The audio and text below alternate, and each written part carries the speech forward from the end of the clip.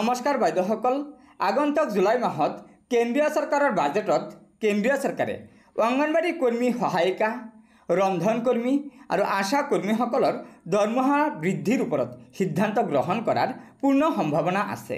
হয় বাইদেউসকল, ভাৰত চৰকাৰৰ বিত্তমন্ত্ৰীয়ে কেন্দ্ৰীয় ট্ৰেড ইউনিয়নসমূহক প্ৰাক বাজেট পৰামৰ্শৰ বাবে আমন্ত্ৰণ জনায়।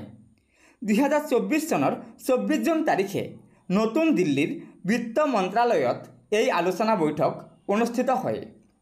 CITUৰ হৈ উক্ত বৈঠকত তপন সেন অৰ্থাৎ CITUৰ সাধাৰণ সম্পাদক তপন সেন ডাঙৰীয়াই অংশগ্ৰহণ কৰে।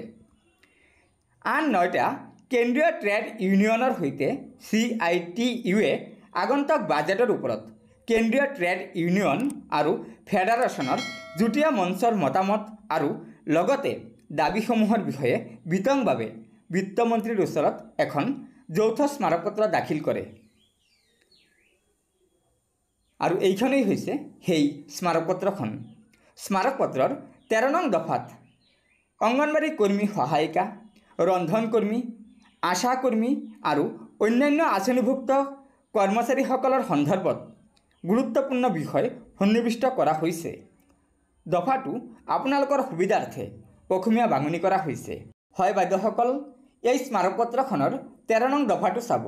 ইয়াত প্ৰথমতে কৈছে আঁচনিভুক্ত কৰ্মচাৰী, তাৰপিছত কৈছে আঁচনিভুক্ত কৰ্মচাৰী অৰ্থাৎ অংগনবাড়ী কৰ্মী সহায়িকা, ৰন্ধন কৰ্মী সহায়িকা, আশা কৰ্মী, পেৰা শিক্ষক আৰু অন্যান্য আঁচনিভুক্ত কৰ্মীসকলক ILCৰ সৰ্বসন্মত পৰামৰ্শ অনুসৰি বিধিগত ন্যূনতম মজুৰি, সামাজিক সুৰক্ষা আৰু পেঞ্চনকে ধৰি অন্যান্য সুবিধাসমূহৰ বিশেষ অধিকাৰ থকা শ্ৰমিক হিচাপে নিয়মীয়াকৰণ কৰিব লাগে। ICDS, MDMS, NHM আদিৰ দৰে মৌলিক সেৱা প্ৰদান কৰা সকলো কেন্দ্ৰীয় আঁচনিৰ বাবে আবণ্টন বৃদ্ধি কৰিব লাগে।